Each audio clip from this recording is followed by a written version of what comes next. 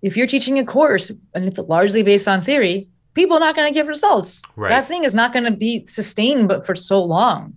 I read a quote the other day in I think it was probably in James Clear's email thing. And it was like, clever marketing sells once, but only a good product can sell twice.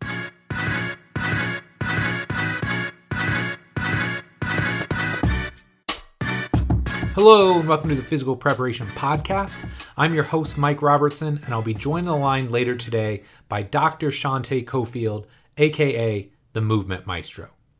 Now, before we jump into this week's episode, I want to give you a quick recap of the week that was, little insight as to what's new in my neck of the woods, and hey, give you a deep thought because I feel like it's been a little while since we've done that. And I want to start bringing that back. So last week was pretty epic all around. It was spring break 2022. Feels like you plan, 4, 5, 6 months for these events. They're here before you know it and they're gone before you know it. But such a great time. Plenty of just great chill and hangout time with Jess and the kids. Finally got some warm weather, which was very nice. It has been awful here. I mean, granted, it's Indiana. I don't expect San Diego-ish weather, but it's been cold. It's been rainy and just in general, pretty darn miserable for the last 2 months straight. You get those teaser days where it's like 65, 70 and you think, oh, we're turning the corner. And then the next day it's 30 degrees and you got snow flurries. So it was great to have some 70s. We got on the beach. We got to hang out with one of my best friends from college. His name's Wes. I've known this guy since I was 18. Best man in my wedding. I was the best man in his. So just an awesome guy. And his kids get along great with my kids. He's got 2 daughters and a son. They're all about the same age as our kids. So definitely enjoyed it and definitely needed it. It was one of those where I didn't realize it until I got 2 or 3 days in and just realized kind of how drained I was. So definitely feel recharged, refreshed. And thankfully I did that because now it's kind of go time here. Like coaching is about to crank up full tilt. Yeah, granted it's mid-April now, but I'm going to start having all basketball guys getting back in here in short order. My college kids are going to be back, and I might even have a handful of high school kids that I'm working with this summer. So lots of coaching going on. So I'm definitely glad I got that week off to just recharge and re-energize myself before we get into the thick of the summer training.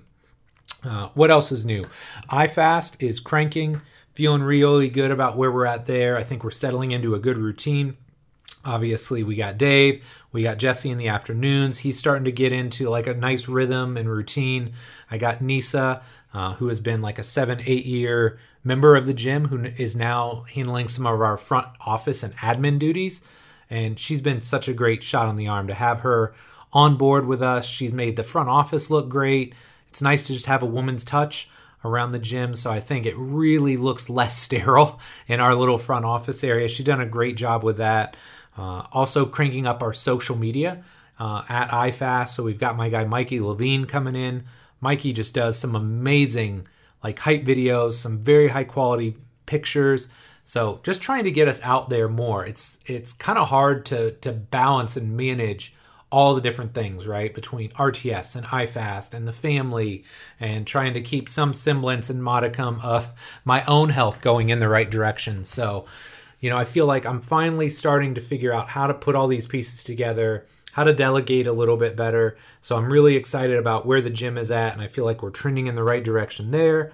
Obviously, the RTS social has been going very strong. I brought my guy Paul in at the start of the year. Couldn't be happier with how that's gone. We've seen awesome growth in kind of like our followers and all that, but that's not even the main like bottom line metric for me. For me, I'm looking at impact. I'm looking at comments, interactions, and it seems like people are really enjoying this stuff. And I try and have a nice blend of, hey, here's some actual exercises where I demo exercises. I do quick tips. I do some whiteboard Wednesday stuff where I break down some concepts. I mean, there's a little bit of everything there. I've even been doing these little public service announcements, and it's kind of awkward because it's not something I'm comfortable always doing on camera yet, but I really like it. It's something fun, it's different, and it keeps me on my toes as a content creator. So really happy with that. And then if you follow me on Instagram, you'll also see in the stories sometimes I'll put little snippets of how things are going with the podcast.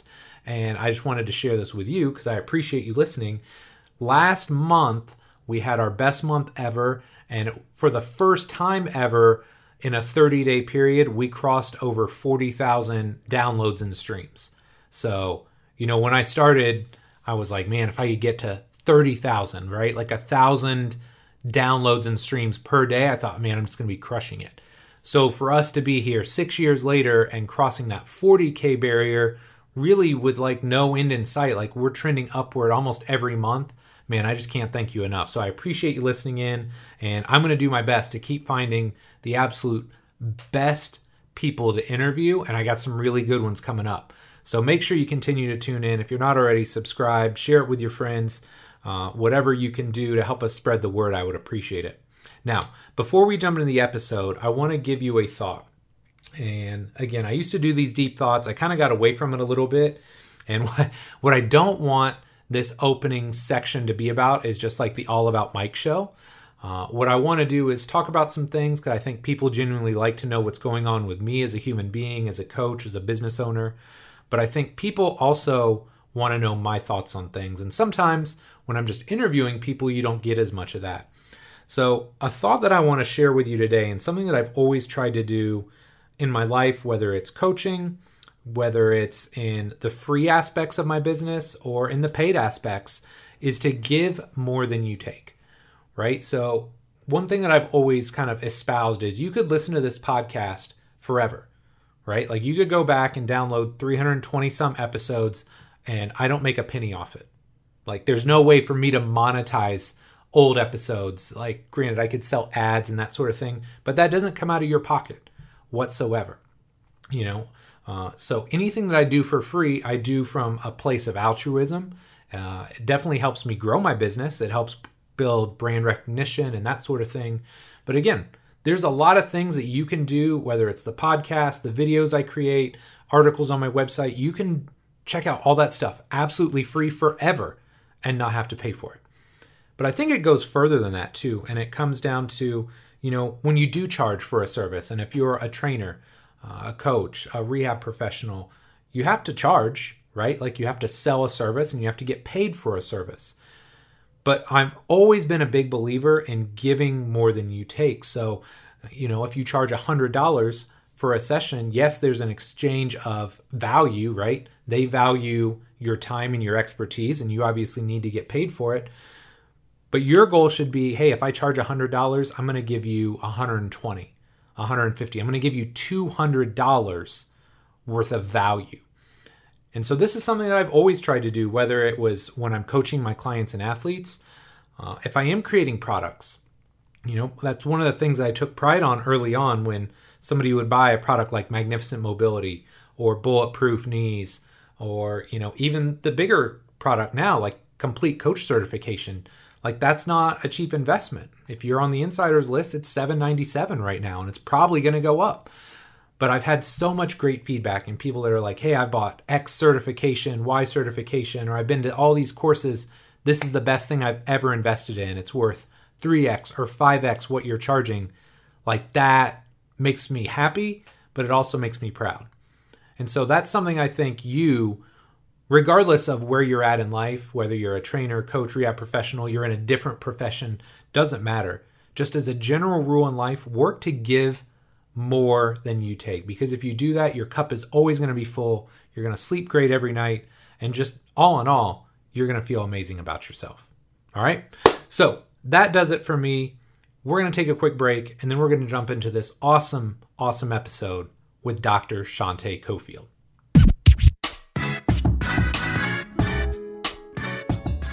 It seems like every day I talk to a young trainer or coach who is frustrated. Maybe they're frustrated with the results they're getting. Maybe they're frustrated because they don't have trusted resources to learn from. And maybe they're frustrated because they simply don't have enough clients and wonder how long they'll be able to stay in the industry. So if that sounds anything like you, I've got something that I know will help. My Complete Coach Certification was created for trainers and coaches just like you, who are serious about the results they get and who know that becoming a better coach can directly translate to a bigger bottom line. This certification is going to take the last 20 years of my life's work and put it all into one massive course. In it, you'll learn how to use the R7 system to create seamless, integrated, and efficient programs for clients and athletes of all shapes and sizes. How to create the culture, environment, and relationships with everyone you train so you can get the absolute best results. And the exact progressions, regressions, and coaching cues I use in the gym, from squatting and deadlifting to pressing and pulling and everything in between. Of course, there's a ton more that I cover, but that should give you a pretty good idea of what the cert is all about.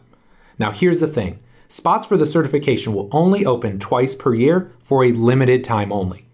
To get on the insiders list, just head over to CompleteCoachCertification.com. Again, CompleteCoachCertification.com, and then stay tuned for emails in the coming weeks. Thanks so much for your support, and I hope you'll pick up a copy of the Complete Coach Certification when it launches. Physical therapist turned entrepreneur.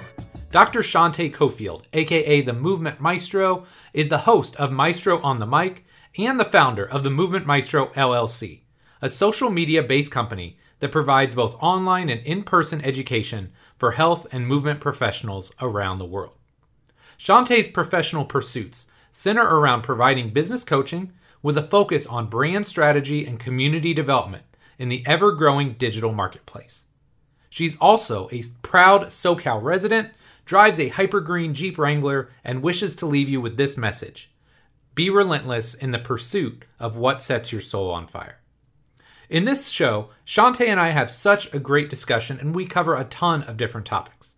We start by talking about her wide-ranging career path, what she means when she says to diversify your joy portfolio, why you should focus on your effort versus simply focusing on outcomes, her advice for content creators, and much, much more. The energy and vibe in this show were so amazing, and I really hope you enjoy listening to it as much as I did recording it. But enough for me, let's do this. Shanté, first off, super excited to have you on the show. Thanks so much for coming on. Could you start by just telling us a little bit about yourself? Sure thing. First off, Mike, thanks for having me. I'm stoked to chat and chop it up. Yes. So a little bit about me. I am a physical therapist by trade, an entrepreneur by choice, perhaps maybe necessity. Yeah. I did the typical PT grind for about 8 years. I lived in New York City, so it was definitely the true PT grind where you're seeing, when I say PT physical therapist grind, where you're seeing upwards 15, 20 plus patients a day. And you get to a point where you're like, am I helping people, or are they maybe kind of getting better because I'm telling them they can't do what they love, and then they just go back and do it and they get hurt again. Like right. That dilemma there. So found social media because I was just trying to connect with people. I had kind of gotten into CrossFit at that time. I started following people like Wad Doc, K-Star. And I was like, hey, I think I could put content out like this. It was, back in the day, but when you had 15-second videos, and I was like, right. I could do this. I wasn't trying to build anything. I was just I could connect with people, share my ideas. From that, found Perry Nicholson, wound up landing a gig with Rock Tape, went on to become one of their lead instructors. I traveled the world teaching for them. And I got so many reps and so much experience. I was able to create my own course, and I had grown my following on Instagram simultaneously. Right? Rock Tape has a phenomenal entrepreneur model. So grew my following, saw a problem, saw a need, because people were like, well, what do I do next? I understand there's an intervention, but what next? So I was like, well, I'll make a course on this. So did that for a little bit. And 2020 was actually my best year. I had at that point really been wanting to step back from the movement side of things, even though I'm the movement maestro. I was wanting to step back from the physical movement side of things and really bring the online business side to the forefront. And 2020 gave me the opportunity. I didn't want to really travel to teach anymore. Couldn't travel to teach. So that worked out, and brought all of the online business stuff, all the online business coaching. I brought it to the forefront. I've been doing it, off the shelf, off the market kind of thing before, brought it to the forefront. And now that is what I do. I do online business coaching, largely with an Instagram bias, because that's usually where people are finding the eyes. Sure. And I help people build their personal brands. I love it. Great. Okay. So not to get off the rails right off the back, but I literally just had a call with Nick Lamb. And oh, dope. It's so funny because we had the same discussion of, look, like everybody dealt with 2020 in their own unique way, but like if you had the right mindset, a lot of people made serious moves in their lives, in their careers in 2020. Yes. So It's so cool to hear you say the same thing that he just said a little while ago. You know, that forced great pause and really gave people time to say, is this what I want to be doing? And that's largely a question that I have been asking myself forever. Yeah. And so you had no choice but to ask yourself that. And then you had the opportunity to do something about it because there was that forced pause. And I was like, I've been waiting for this. I'm taking advantage of this. Yeah, I love it, man. Okay, so let's rewind. Let's go back to the very beginning. What got you into the world of physical preparation in the first place? Totally. So I've been an athlete my whole life. I'm actually really glad you asked this because I've been feeling some kind of way about how things are, what's going on in the online space and a general softening of things and people feeling like, you know, you can't say things and you're like very apologetic about things. And there is so much value in competition. There is so much value in physically testing yourself. Mm-hmm. And I'm not here to be like, equate that with worth or anything like that, but there is so much value in it. And that's something that I feel grateful for. That's always, you know, movement and athleticism has always come very naturally to me. And so, I champion it because it's one of the things that I'm good at. Right. But that's what got me into it was just a fondness for it and doing, you know, playing tons of sports. I went and played Division I soccer at Georgetown. So I always knew I'd play soccer, but I've done everything. I did ice hockey, I threw the javelin, I ran cross country. I'm kind of built like a spider. Cool. So like CrossFit wasn't really the best choice for me. Right. But it was just always a thing. Then I tore my ACL, kind of a very common story, tore my ACL when I was 15. That was my first exposure to physical therapy. And I always wanted to be an orthopedic surgeon. Went to grad school, went to undergrad, was pre-med. And at some point was like, I'm not sure if this is what I want to be doing. I'm not sure if I want to go to med school. And my advisor was like, do physical therapy. And I was like, okay. And that was like pretty much the conversation. Right. Like in my mind, I was like, what other options do I have? I'm so far along in my career path, my undergrad career path. And I really felt that I'd always have a job. Even if I didn't love it, I would always have the safety of that. And I was like, that's a good enough start and I can build from there. I love it. Okay. So then last but not least, walk us through the career arc. Talk us through, okay, I'm going to go PT school. Talk to me. Where'd you go to school? What were some of your first jobs? Because I love young coaches. I want them to understand that it's not like this A to B linear process. Right? So talk to me about the process. How did you get started to get to where you're at today? Totally. So I always say that my journey has been one largely of exclusion, where I one of the best things I ever did was, and I'll get into it, like as I was starting to get like fatigued with physical therapy, I made a list of things I didn't want to be doing. And that list is always easier. I think it's more important to identify what we don't want. Yeah, there's because value. Then I give space. That's so much value. And then we have space for what we do want to emerge or to fill in. But I went to Georgetown undergrad, right? I was pre-med, human science. I actually loved my major. I really prepared me for anything. That was a very, very rigorous program. And I am so grateful for that. From there, I went to NYU for undergrad. And I went there because I heard back from them the soonest. It was also on the East Coast. I'm from Jersey. I was looking at USC, which was the #1 program at the time, but it's across the country. Right. And I was like, I'm never going to be able to come home. I'm poor. Like, how am I going to fly home as a grad student? So, and I have younger siblings. So I was like, I'll go to NYU. Went to NYU, Mike, and I hated it. I didn't hate NYU. I hated physical therapy school. I felt like it was too easy and that I had made a mistake. I think that you probably can relate to this when you're used to working hard and you value hard work.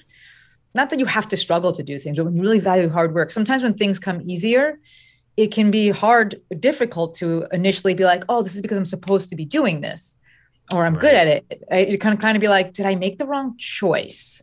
Should I be, should I be doing something else? Exactly. So my college roommate, Karina, also went to NYU, but she went to med school. And so I'm like watching what she was doing. And I was like, did I make the wrong choice? but I wasn't going to backtrack. I was like, well, I'm in it now. So go through 3 years of grad school, come out with a mountain of debt, and went and got my first job. Was from one of the affiliations that we did. You do rotations during PT school. One of the rotations I did, I wound up getting a job there, but I had interviewed at a few places and none of them really fit. And this is kind of before the cash-based revolution that we're in now, where like everyone working for themselves, and that wasn't really a thing. So I was like, you're going to be in some kind of mill, but like you want to be in like the best or the least worst of the mills. Yes. So I got a job because of, where I had done one of my rotations. And I stayed at that place maybe a year and was very quickly disenchanted by the model. And for any, young coaches that are out there, young PTs that are out there, make the most of every situation. So it was a high volume clinic, but that means so many reps. Like I was going to get burned out. It's not sustainable, but I had bills to pay. I was living in New York City, Mike. Like it's not cheap. I got to work. Yeah. So I was like, let me make the most of this. Like you can still learn a ton. You still get a ton of exposure. Yeah, the sessions were short, but I was like, I could still learn how to be, I will have to learn how to be efficient with things and pick the exercises, pick the interventions that I think will have the most bang for my buck. Yep. And you're kind of trial by fire there. So there was definitely value in it. I'm not saying everyone has to do this to start off with, but if that's where you find yourself, make the most of it. So I went from that job and then I switched to the same company, but a different location. And the clinical director at that second location was someone that I had done an internship with during grad school. Yeah. So it made sense to switch locations and, it was a little bit better clinic director, but still the same model. So you're still trying to learn what you can, take the most out of it, get those reps, learn that you can actually help people. But about 2 years into treating, I was just like, I don't know if this is what I signed up for. Like I said earlier, am I actually helping people, or like, what's kind of the deal here? Can I do this forever? Do I want to be doing this? Like, what do I hate about this? And so around that time, I went and spoke with a mentor of mine. She was like, go speak to this guy. And he was like, get some more letters after your name, which if you're going to stay in the model in any kind of system, figure out how to play the system, work the system, win the game. Yes. Right. Like I'm out of it now, but like having those extra letters after my name definitely helped me navigate things while I was in the system. I will not say that going for like my specialty certifications made me a better physical therapist, but it made me better at playing the game. And when I went to get a job with Rock Tape, so I went and got my OCS. From there, I wound up switching to another facility, not at all connected with the first ones, because I wanted to go into pelvic floor, pelvic health. Okay. Yeah. I was just like, I feel like I'm ready for that. I wanted to change. I was always just looking to learn and do more. It was the same kind of setting, but new problems, new people, like new pathologies to be working with. So that like, gave me some more life and extended. A little recharge, yeah. Exactly, just a little bit. And I was like, I can stay with this a little longer. And then I started making that list I told you about that was like things I hate, things I don't want to be doing. And I was like, I don't want to be walking to work in the dark. I don't want to be walking to work in the snow. I have a thing with weather, Mike. Yeah. So as I'm making this list, I was also training for marathons at that time, told you, but like a spider. And I was running past the CrossFit box. It's like literally down the street from me. And I had a lot of patients at that time that were doing CrossFit. And I was like, when I'm done with this marathon, it would make sense for me to explore CrossFit so I could be, feel, interact with, understand what my patients and clients are dealing with. So ran marathons, got into CrossFit. And then again, wanting to learn more, I dove into social media because that's where people seem to be, where they were like learning about CrossFit and connecting over CrossFit. And so I was like, okay, let me see what this thing is. From there, that's when I started putting things out. I made friends with, Perry Nicholson. I took a Rock Tape course for him because I wanted to learn from him. Right. And I was like, how do I become an instructor for this? So about 6 months later, I'm like starting to be onboarded. And at that time, I'm starting to pull back from really wanting to be doing the clinical stuff. If I jump forward a little bit from there, I stopped work. I was still working at my full-time job, but then I was starting to do some cash-based stuff and some concierge stuff because I was like, I'm going to kind of switch this and like I make sure I can make the money. Yep. So I took the leap, left my full-time job, but had a safety net that I knew from rock tape. I'd be able to make some money there, was doing the cash-based stuff. So you see, I'm treating less and now starting to go into teaching. From there, I went into teaching even more and treating even less, moved across the country, moved to California, really started doubling down on the teaching, but also knew, Mike, that if I'm teaching, I need to be treating in some capacity to, keep your relevance. Yeah, for sure. And I was like, you know what? I'd rather just not teach because I don't want to treat anymore. Like I was very good at what I did, but it wasn't my passion. So that's when I started looking to pull back. And, in all the traveling that I was doing and teaching for rock tape, every time that someone would bring me in and ask me to be the instructor, they'd always want to go out to dinner and they'd always want to talk business. And so I was like, clearly people view me as having some expertise here. Mm-hmm. And so that slowly kind of started coming more to the forefront. And then 2020 was when I made that hard switch and was just like, I'm done with the movement stuff. If you folks want, there's millions of other people out there. I'm happy to recommend other people to you that you can follow. But this is where my heart is and helping you live your best life through creating a business. Yeah. This is the vehicle now. And that's where we're at right now. So we see lots of ebbs and flows. Not linear. Yeah. No, I love that though. And so much respect for you in the sense that a lot of people would be very happy to go out and just teach courses and do those consultant things. And totally. Like that's always been my thing, right? Like, hey, that's good for you. But that's always been my thing. Like before I do that, and before I hang my hat on that kind of stuff, like I want to make sure I've always got kind of one toe in the water so I can always talk from a position of reality. Because otherwise it's like, oh, hey, here's this perfect world. I would do this, this, and this. And well, but yeah, this is reality. Yeah. And that's but it doesn't work. Exactly. 100%, Mike. I think everything that we do is built it ties back to movement and to strength training. It's all about the results. Mm-hmm. What results are you getting? They speak for themselves. They stand on their own 2 feet. And if you're teaching a course and it's largely based on theory, people are not going to get results. Right. That thing is not going to be sustained, but for so long. I read a quote the other day in James, I think it was probably in James Clear's little email thing. And it was like, clever marketing sells once, but only a good product can sell twice. And I was like, yeah, it makes sense. Like you got to be able to get results. And if you're not at least having your toe still in the water, good luck with those consistent results. Exactly. Yeah. Okay. This is awesome, man. I'm already excited because I think we've got so many great topics that I want to talk about. And for starters, I hear so many people these days talk about this idea of being a brand or building a brand. And all that sounds great, but this is something that you do on the regular. So I want to know what does building a brand mean to you and how does one go about doing it? Totally. So we can go into, but let's not go into, formal definitions of things, mainly because I'm terrible at memorization.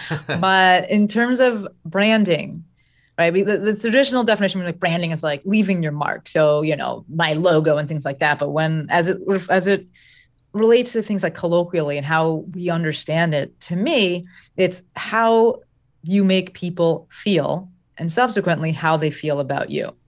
So you're always branding. Marketing is storytelling, right? It's the act of doing things. But with branding, you're literally always doing it. How you show up, what you look like, how you act. It's how you make people feel and subsequently how they feel about you. It's really interesting that I get to help people with this now because I stumbled upon this, right? So it wasn't like I set out with the Movement Maestro to like build this massive brand. It was just like, here I am. This is fun. Like there was no real intention behind it. So now we're in a time where people are like actively trying to do that because they have more examples of it. When I'm starting in 2014, there weren't that many people doing it. So there wasn't but so much you could be trying to mimic. But in terms of what is branding to me, in general, it is, again, how you make people feel and subsequently how they feel about you. In terms of how does one build a brand, I think there's so many different ways to go about it. But the number one thing is leading with authenticity. So like from a drill perspective, I have people establish their values, which may change as you like start to dive into them. But I have them identify, establish their values. And then the whole goal is showing up with authenticity. Yes, we got to be getting results, like from a business perspective, right? Businesses are built on solutions to problems. Otherwise you have this like a hobby. Yeah. Right. But in terms of what the foundation is going to be, it's identifying those values and then encouraging, practicing, getting the courage to show up with authenticity. Because that's usually, which is so interesting to me, it's usually the hardest part for people. And it's the most important part, but it's oftentimes very scary for people. Okay. So talk to me about this, because this is such a great point. And I've told this story in the past where as a young coach in the environment that I was in, like I had no strength and conditioning experience until I worked at Ball State. And then I'm in like an incubator for 2.5 years, right? And there was a certain kind of coach, right? It's D1 athletics. And I mean, you can kind of imagine the model, right? It's kind of hard edge. If you've met me, like there's not a lot of hard edges here. You know what I mean? Like I kind of am who I am. But you try and emulate that model because that's all you know. Okay? And so it took me a long time to figure out, hey, if I'm just like me and I train and coach and act the way I'm most comfortable, I get the best results. So how do you help people get over that, right? Or how do you get them to that point where they're like, okay, I really just need to listen to her and find my own voice and do it that way? Totally. And I love that you brought that up because it is so important. I think it's a very standard part of our journey is that first we imitate and we look to imitate those around us because we're trying, one, we want to fit in, and two, we're like, we don't know. Yeah. Right. So most people, we don't want to just like stand out right away because you're like, I'm gonna get fired. So let me, right. let me back it up just a little bit. Yeah. So I think that's super important. There's nothing to be ashamed of with, that's how it starts. It's the goal, like you said, then is to, be able to come into your own and gain the confidence to show up as yourself. And so for me, that's why I kind of hinted at earlier, I use vehicles. And in this case, for business, Instagram is a phenomenal vehicle because you can get so many reps so quickly. And by reps, I just mean content. And I just want people to speak and post and share their ideas and share and share and share and share, because eventually you start figuring out what you like talking about, what's easy for you to talk about, what you want to be talking about. And there may also be a piece of like, dude, I can't keep up this facade anymore anyway. So this is what we're talking about. Like, I'm tired. We're just going to be, straight shooter from here out. So definitely has been vehicles. The one that I use now is typically content. I want people to create content. Instagram is the platform I prefer the most. And it can go one of multiple ways, but for some instances, you show up and you start sharing as yourself. And then at some point, it may take a really long time. It's a slow play game, but you start getting some validation. Maybe it's one person, right? It may take a long time for that one person, but there's definitely value in that. And so I will be the cheerleader for people, as needed as they're moving towards that. But it's definitely right now, with the business side of things, getting reps with, in this case, Instagram. And Mike, something I like to encourage people to do is what one of my old clients called diversifying your joy portfolio.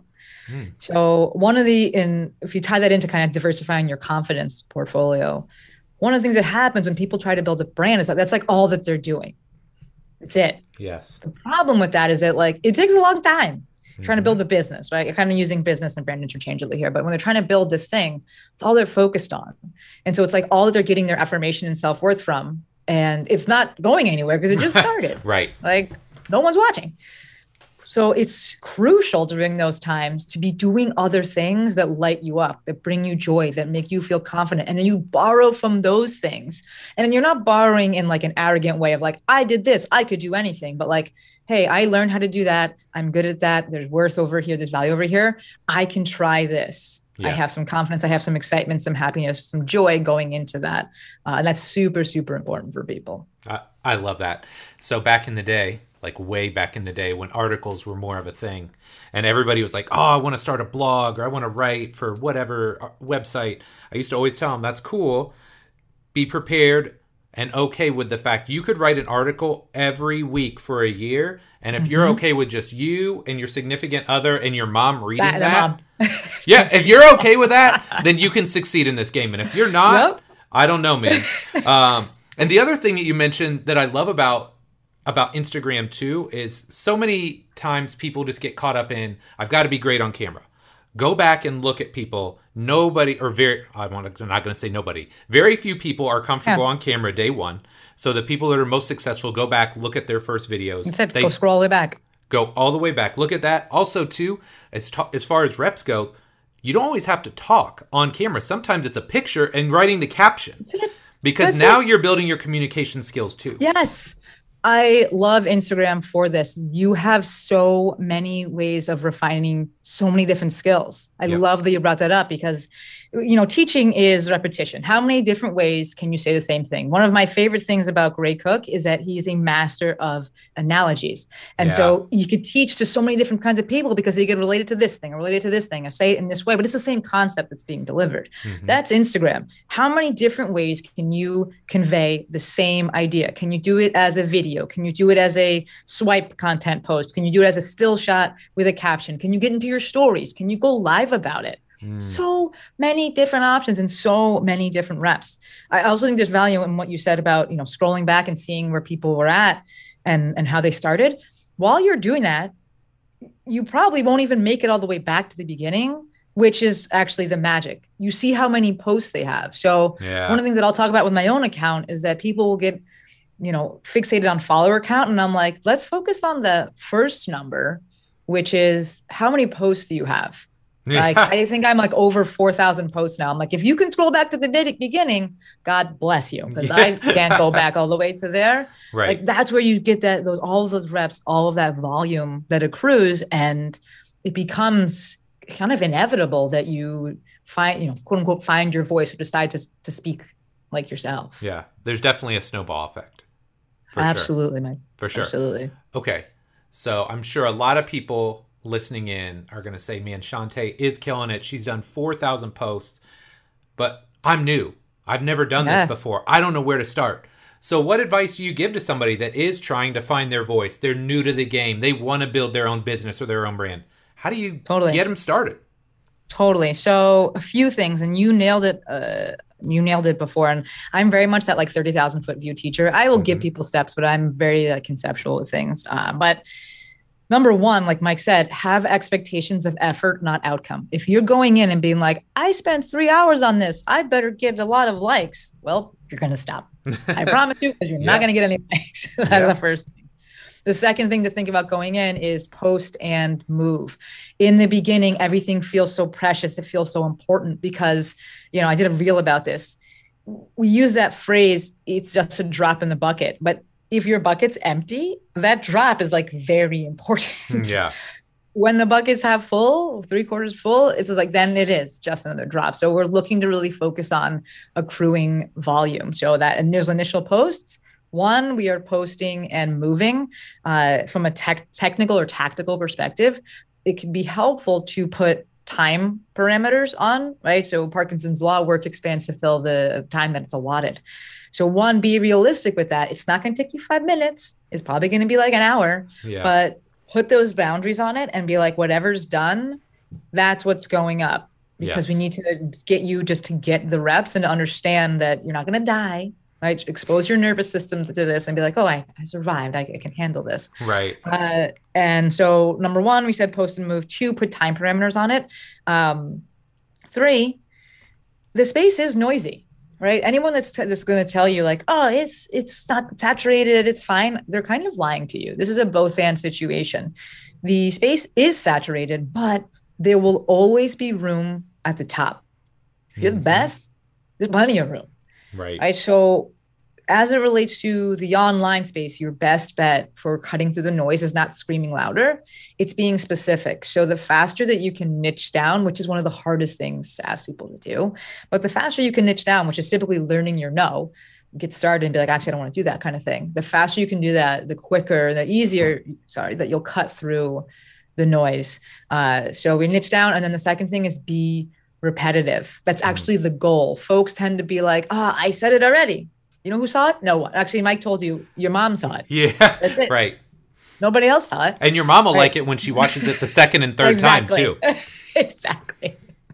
Right. Once is never, to borrow from the parkour community. So the goal is to say the same things over and over and over again, but we're looking to post and move, realizing to kind of take away some of the importance that we're placing on each post. I love it. I love it. Okay. So that's like the new person, right? They want to get in the game. They're paralyzed because they don't know what to do or how to start. Talk to me about the person that has maybe been in the game a while. And we know this person, right? I know you know this person in your head. Like they are good. They are good, but they for whatever reason, I don't want to get on social, or I don't know what to talk about on social. Totally. How do you help these people create content ideas? Totally. Okay. So number one is, why do you actually want to be on there? I left the business of convincing years ago. It's the worst business you could ever be in, right? If you don't want to be on Instagram, that's fine. I'll be like the person, I don't care. I'm never here to be like, have someone be like, convince me to go on there. I'd be like, don't use it. You're going to hate it. You have to enjoy this. Then you got to find a way to enjoy the things that you're doing. So number one, identify your why. Even if it's like, hey, I think that I could make some more connections. I could get some more clients. That's awesome. And we look to kind of change that outlook, because if you hate it going in, like, you're just not going to stick with it, because it is a long play game. Two, in terms of, I don't know, what to talk about. And I want to kind of make this a two-part. So if we write, I have to write down things on my board, otherwise I forget. You're fine. And so I'm like talking, a million miles a minute here, and already said. So in terms of knowing what to talk about, we want to let it be easy. Right? I am all about lowering the bar for things, lowering the barrier for entry with things, and let it be easy. So my good friend Winnie Lingovic has what she calls the 3 C's of content creation. We're going to collect the dots, we're going to connect the dots, and we're going to communicate the picture. Collecting the dots are information. The dots are everything that's happening during your day. The clients that you're working with, the questions that maybe your family is asking, your friends, the people who you're working with. Anything and everything that happens, the things that you're interested in, the things that you're doing, it's all information. It's all dots. The next thing is connect. So you're going to connect that information that you just collected. You're going to connect that with whatever it is that you provide as a service for your people. Do you teach them how to get stronger? You have to teach them how to get faster, whatever it is. Mm-hmm. So we've collected information. We're connecting that information to the service that we provide. And then 3 is communicate the picture, AKA create the content, where we're just going to explain what we just collected and connected, and we explain it. Now, this is, like Mike had said earlier, this is where reps comes into play. In the beginning, you may be like very verbose. You may be like, I'm fumbling over things. I'm not like the best at how do I like pare this down? That's just reps. Right. And that's where going back to like, hey, put a timer on this. This is how long we're going to be working on this thing. And then we're going to remember that we still got to post tomorrow. So my whole thing is post every day. And I'm not having people post every day to go viral. I'm having people post every day to decrease how important they make each post feel, to get the reps, to have more opportunities to just connect with their audience. Not because like, this is how you beat the system. This is how you get proficient and get over yourself. I love it. Posting daily. So for those that are saying I don't talk about, that's where I would go. And then for those that it kind of ties into that, what I hear is, but it's already been said. Good. It's proof of concept, right? Yes. Once is never. And we want it to already be said, because like if it hasn't been said yet, people don't necessarily know its value or its importance or how they feel about it. And then that's a double kind of mountain for you to climb of like trying to convey the importance and then trying to show them like, hey, and this is why I'm the person to help you. Whereas if it's something that's already been said, people know that there's some value there. Now you just get to put your spin on it, right? We have to remember that people are busy. Right? People are living their own lives. The things that we are just like think are basic, the general population has no idea about. Right. And they don't have the time to be researching these things. I truly believe that, we're in the information age and people are looking for someone who they trust to tell them things they could go and Google on their own. Right. So this is where it's a matter of you saying the same things, putting your own spin on it, and just showing up as you, because that's a big part about, marketing and branding. And that's the big arguments I would give for people. I love it. I love it. And one final thing, one thing that has always worked for me, if you're really struggling, if you're out there working with people every day, just write down the questions you get asked. That's it. Literally, you just answered the question. Write it down and then go shoot a video about it on your lunch break. Done. 100%. So simple. Okay. So one of the biggest issues when it comes to creating content, writing, speaking, or even shooting videos is confidence. We all know this, right? And we know great coaches that will tell us, oh man, I'm just not confident on camera, whatever. So with that being said, how do you suggest somebody builds their confidence so they can speak with clarity, authority, and power? Man, it's a simple answer that nobody wants to hear. Confidence comes from doing the thing, not delaying the decision. Right? Ooh, I like that. I feel like that some part of that is from Brooke Castillo. She said something like that. Yeah, but we know like that, it's on the other side of action. So confidence is a byproduct of action. It's not.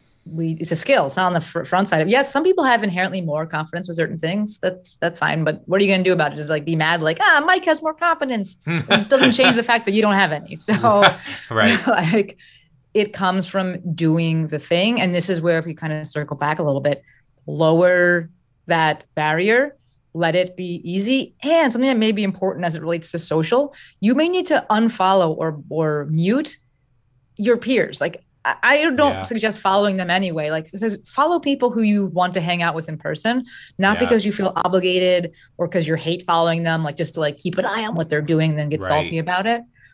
You may need to get rid of that, because if you're just sitting there constantly comparing yourself, just remove that. So this way you're not like, oh, well, Mike would have done it like this. Well, you're not Mike. Yeah. You're here to show up and get the results. And, oftentimes when I say that, it's just doing that thing, there's ways to lower the barrier there, but it is still just taking action and doing the thing. People get upset, but, I think that oftentimes we like to make solutions more complex in our head so that we have a reason to not do it. Yes. Yeah. So one of the things that Bill Hartman, my business partner, has talked about, he does a lot of the post and run. And I don't know if you were talking about this, but you post and move. Yeah. So same thing, right? It's like, look, I don't necessarily need all the feedback. I definitely don't need all the noise from scrolling on all the reels and pictures and the highlight reels of everybody else. Yep. Post and move, post and run. Like, just make sure you're doing your thing, not focusing on what everybody else is doing. That I really feel that between that and, if you know that you're someone that really suffers from or struggles with comparisonitis, same thing with imposter syndrome. One of the things I'll recommend is I want you to double or triple your content production. I want you to be so busy that you don't have time to be worrying about that. I got to do another thing. When people do one thing a week and then they're just using this other time, and I get it, we need to decompress and things like that, but it's been my experience, and we'll tie it back into movement like we started the podcast. When you're so in something, you're like, that's it. I don't have time to be worrying about how much that person is lifting because I'm over here getting my gains. Right now I'm really in with volleyball, and that's all I'm doing. If I'm watching someone else, it's to better my game, not to compare myself. It's to be like, okay, what is the strategy there? What are they doing differently? Because I'm so into it. So from what can I do? Like Mike said, post and run, post and move, and also double your posting, double your content generation so that you literally don't have time to be worrying about other stuff, or go do other things and diversify your joy, confidence portfolio. So you don't have time to just be sitting there like, I'm not as good. Yeah, I love that. Okay. So last but not least here, in our email convo prior to this show, I always like to ask the guests when they're coming on, what do you want to talk about? What are you excited about? And I'm just going to say, this was bar none my favorite topic that you wrote down. Mike. How does one go about building their best life? Just talk to me about that. Yeah, for sure.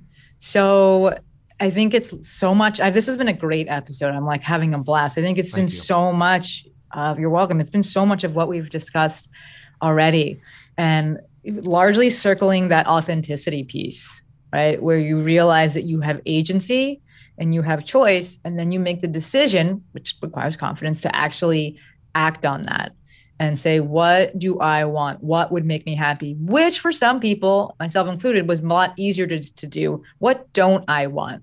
What will not make me happy? And then realizing like you have a choice there. Yeah. You can move. I moved across the country. Like, yeah, my family's on the East Coast, but I moved all the way. I'm living in SoCal now because I'm grossly affected by the weather. Yeah. Grossly. I was like, this is where I want. Grossly, Mike. Like, I'm not a good person. So I made the decision, and it took some time, but to move across the country. So in living your best life, it starts out with a realization, a decision, an understanding that you have choice and that you have autonomy.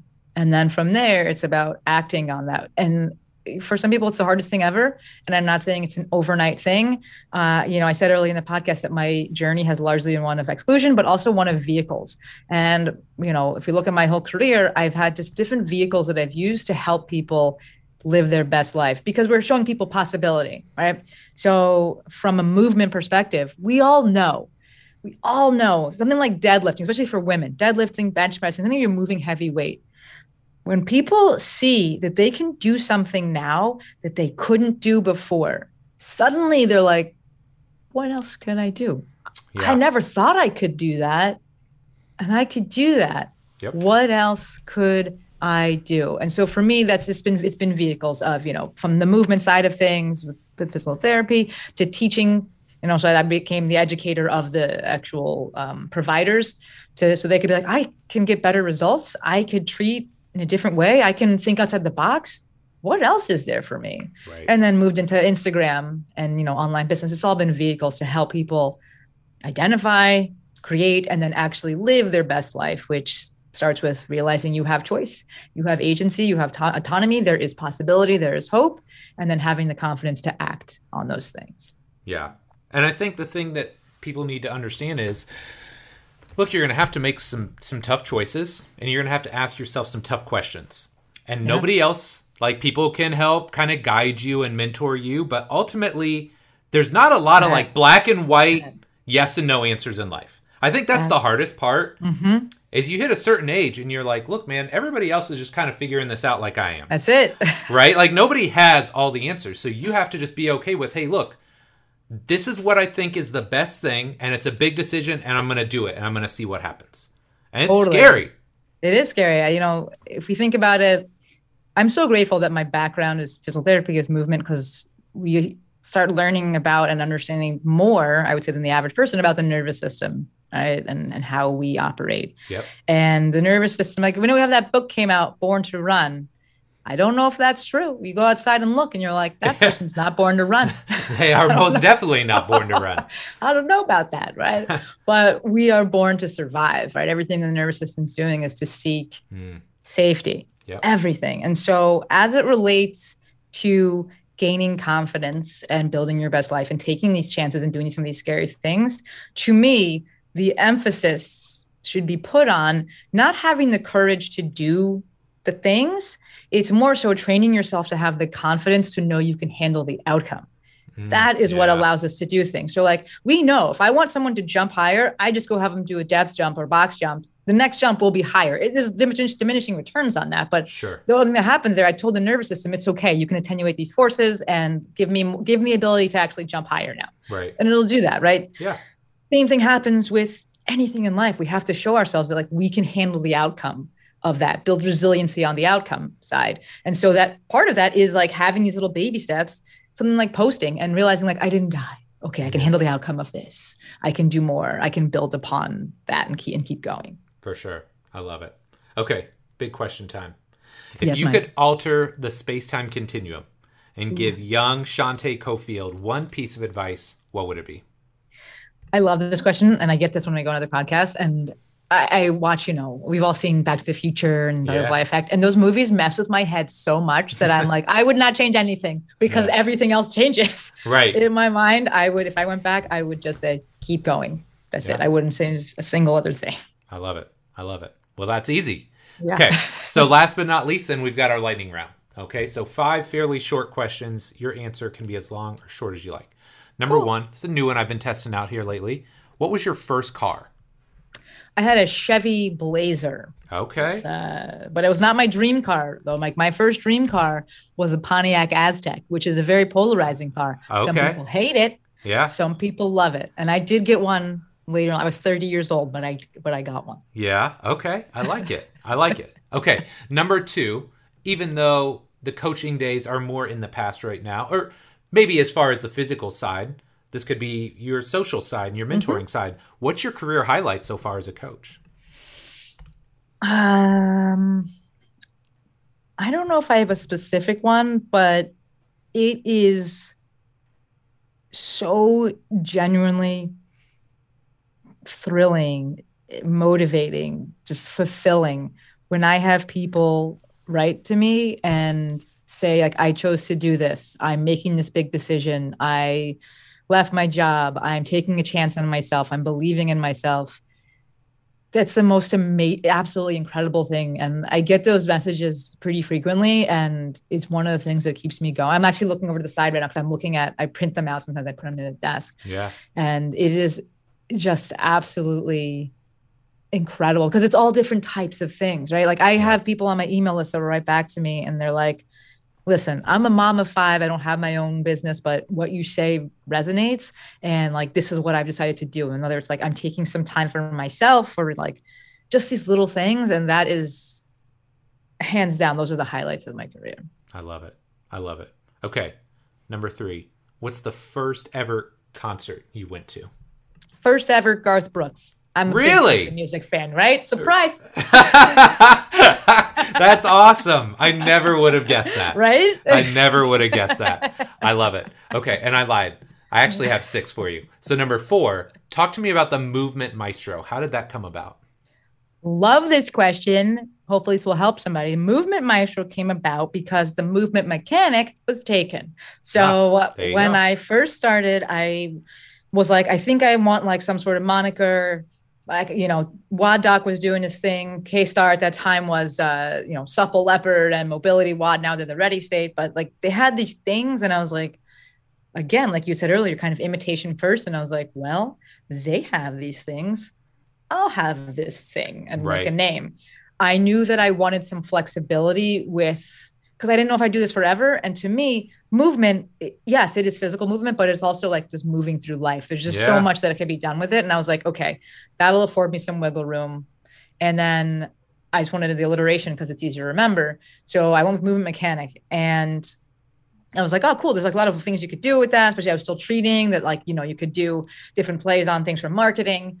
And then I took that handle. I went to make a Facebook page and noticed that I was like, let me like Google this and make sure nobody like has this because no one had it on Instagram. But I was like, and then these like massage therapists, I think, out of like Denver had it trademarked. And I was like, I should probably not use this then. Yeah, sad face. So, So I was just looking for M names and all that kept coming up in my mind was Maestro. And I was like, this is dumb. Like, this doesn't really fit, but like, it's an M. And like, I could play like, orchestrating your movement. And I was like, oh, okay. And then I just like pulled the trigger on it, not because I loved it, but because it fit. And I was sick of thinking of like wrecking my brain, and it wasn't taken. Yeah. Like it wasn't taken anywhere. I had the domain was everything was open, except on Twitter. And it wasn't open because it's too long. And I was like, Twitter, get it together. There's too many characters. So I was like, all right, I'm going to go with that. And it has grown on me, And so when people are like trying to think of names for their brands and things like that, I'm just like, pick one. You can always change it. You can change the logo and things later. I just want you to get started. And you are what make the brand. Like people love the name now and they're like, oh, it's so cool. And I'm like, because you like me. Yeah. I think like if you didn't like me, you'd be like, that's a stupid name. Yeah, that's true. That's true. I love it. I love it. Okay, number 5. Who's your real life hero? I would say I have 3 here, but they're similar.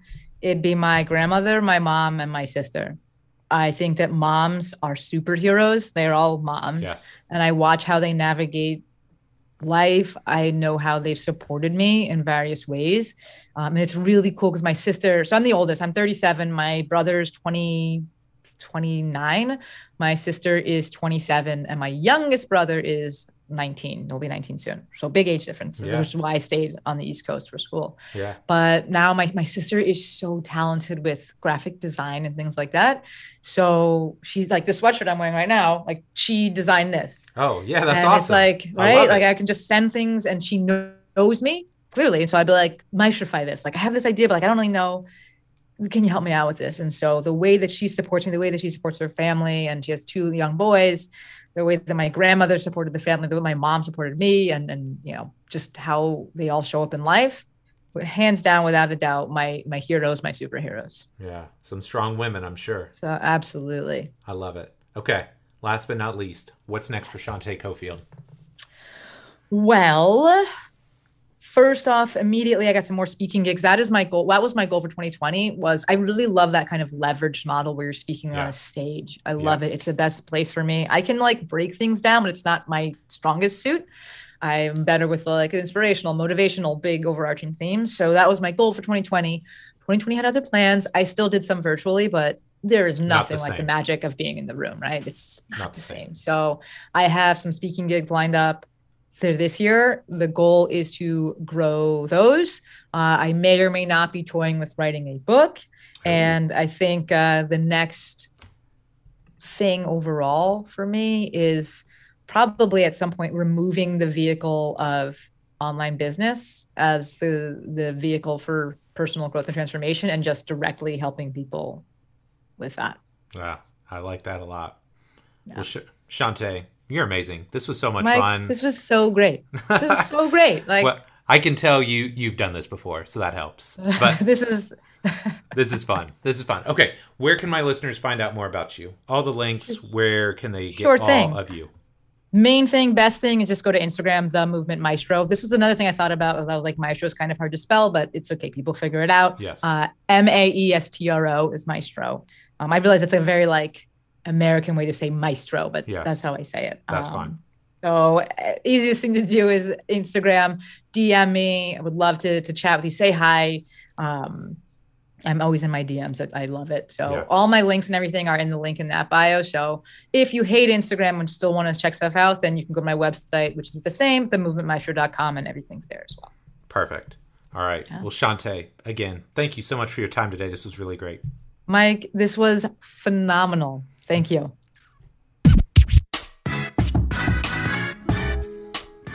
All right, my friend, that does it for this week's episode with Dr. Shanté Cofield. Really hope you enjoyed it. Like I said up top, great energy, great discussion. I think Shanté has such a great outlook on how to attack this whole thing, whether it's building a business, building your brand, enjoying life a little bit more. She has such a great outlook and just so much great energy. I really hope you enjoyed our discussion. Make sure you follow her on social. She is a wealth of information. And if you're one of those people that has great content to share with the world, but you're a little bit scared, maybe a little bit shy, maybe unconfident in what you can deliver, start following her stuff. I guarantee she's going to help get you motivated. So if you enjoyed this episode, please do me a small favor. Wherever you consume podcasts, go there right now today and hit the subscribe button. Anywhere where you like to listen to shows, iTunes, Stitcher, SoundCloud, Spotify, Google Play, the Amazon store, wherever you consume podcasts, hit the subscribe button right now so you know each and every week when a new episode drops. So my friend, as always, thank you so much for your support. Love and appreciate you, and we'll be back next week with our next episode. Take care.